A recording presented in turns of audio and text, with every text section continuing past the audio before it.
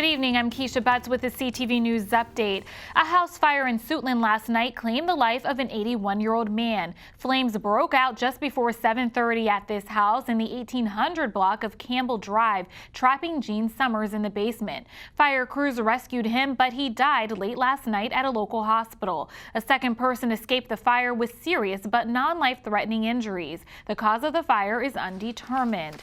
Governor Larry Hogan declines to reappoint the nation's only black riverkeeper and his colleague.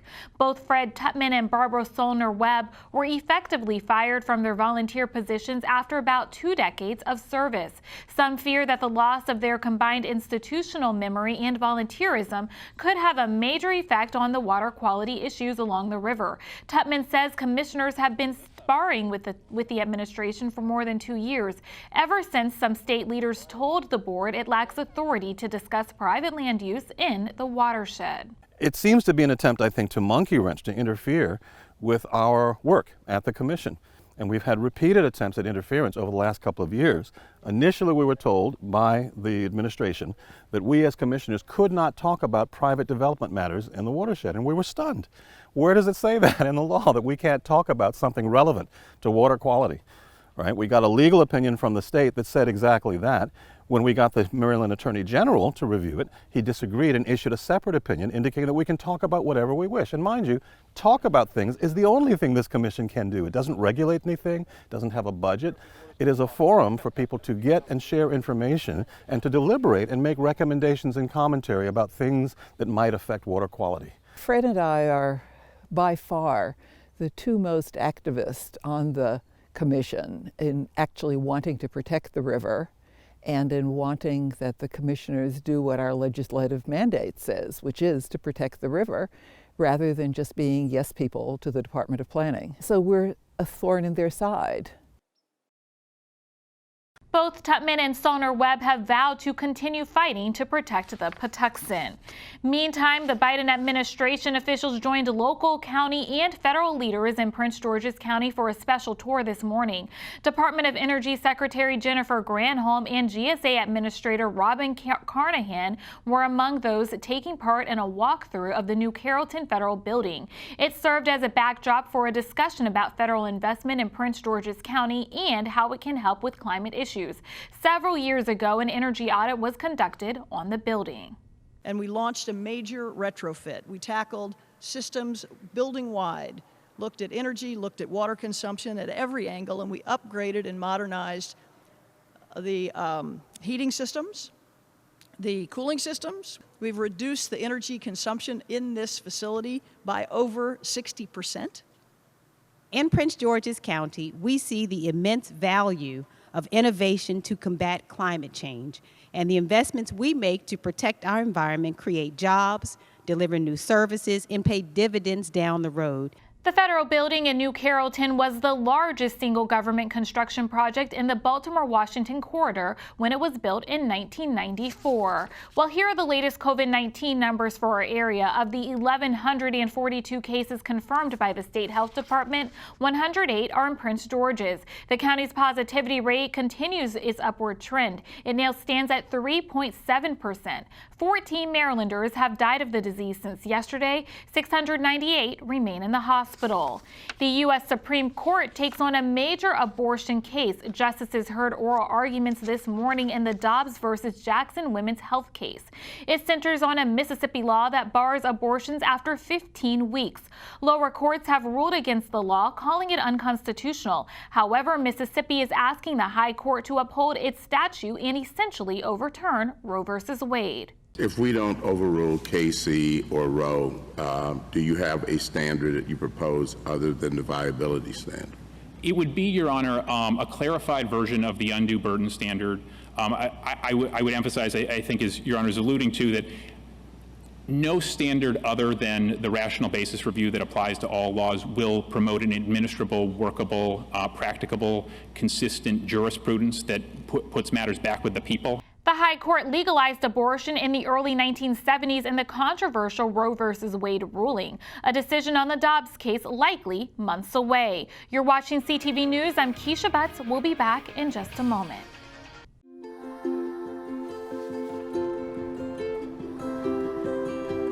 To Sofia and Gabriel, mis flores, my little flowers.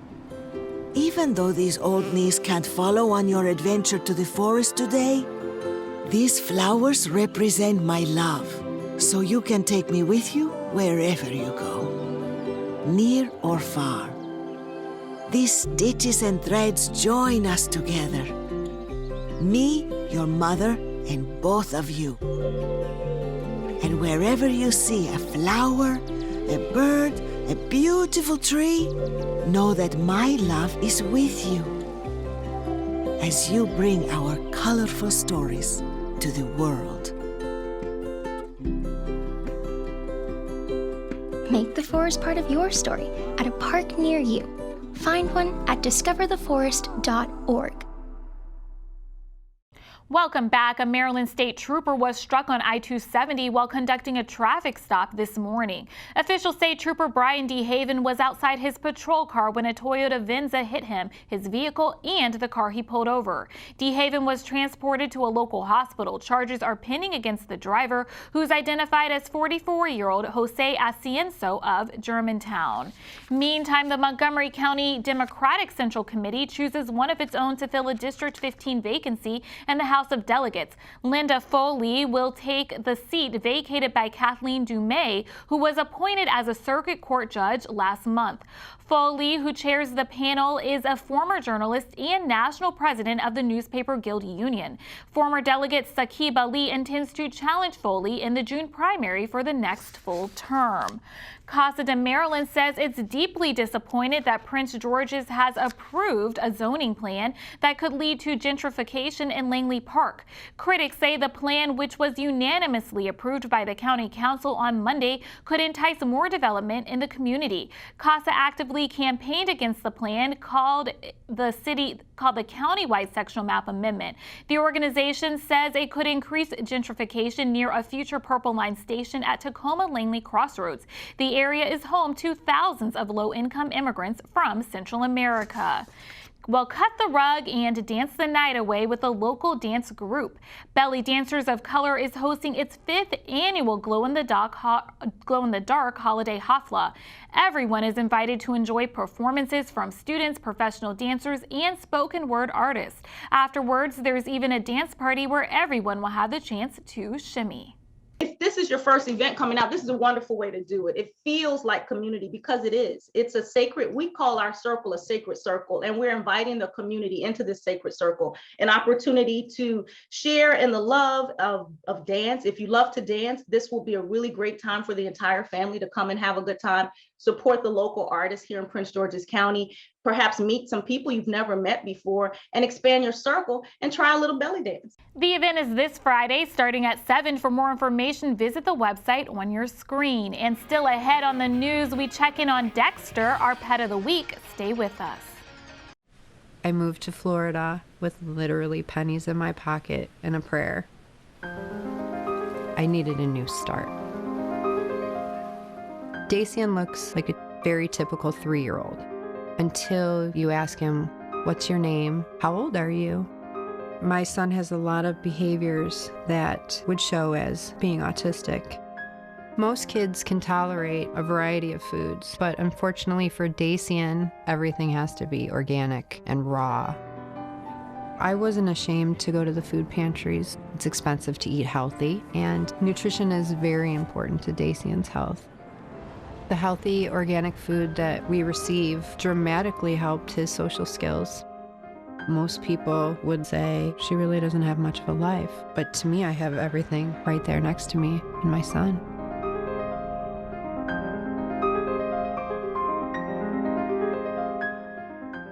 It's time for my monthly book club. It's an opportunity for us girls to connect and remind each other who's on mute. And this is how we have to meet. Because when we spend time indoors with people, we can still spread COVID faster than Nancy's gossip. That's why I'm still masking wherever I go. Because until I'm vaccinated, a mask helps slow the spread.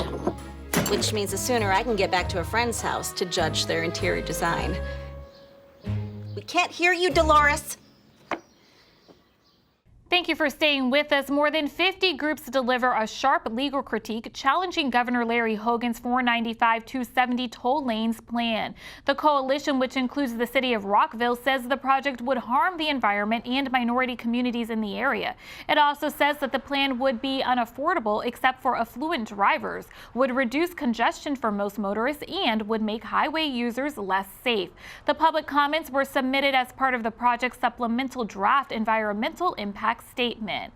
The Prince George's County chapter of the National Coalition of 100 Black Women Incorporated is gearing up to host a virtual women's health care event. Health professionals will tackle the ins and outs of urogynecology. Participants will learn about pelvic floor disorders, also known as PFDs, and how they can be treated. According to the National Institutes of Health, PFDs are common among older women. We sometimes make ourselves secondary. Then we get sick, and the realities of those ailments force us to recognize that, you can't take care of other people if you are not effectively taking care of yourself. It's our goal at the National Coalition of 100 Black Women in Prince George's County to, one, build community awareness, to increase the conversation about these topics, and to encourage folks to talk about what's important to them. And these issues are of importance because you may be saving someone else's life. The virtual event will take place on December 9th at 7 p.m. To register, visit ncbwpgc.net. Take a look at this cutie. His name is Dexter, and he's looking for his forever home.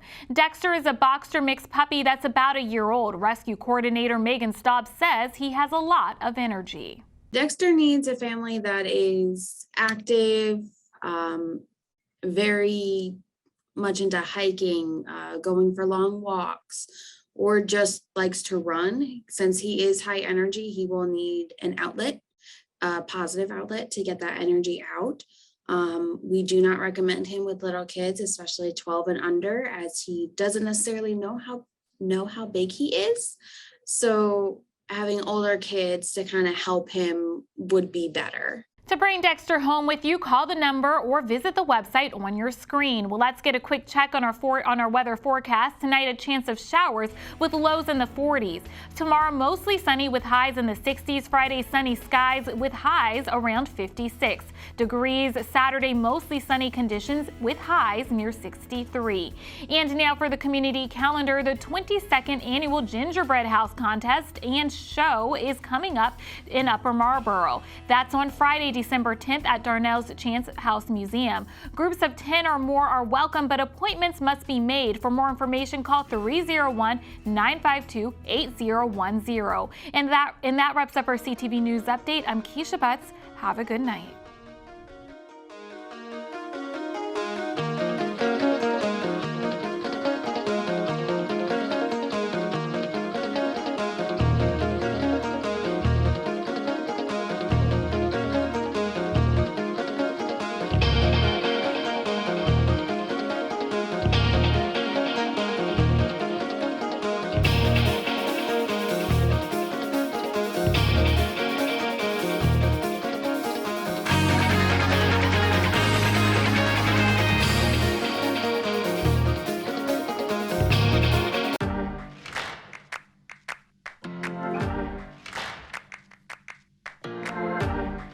My uncle, Freddie Lee Tyson, was a part of the syphilis study. He was such a wonderful man, a very loving, very caring, very jovial person.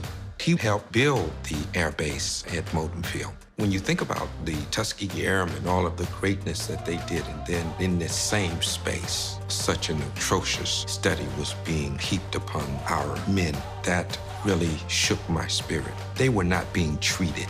That is very different from what's happening with COVID-19. The vaccine is being made available to anyone who wants it, even those who find themselves at the space of hesitancy. We have to have patience and give them the requisite information that they need, that they can make an informed decision. But let's do it out of love.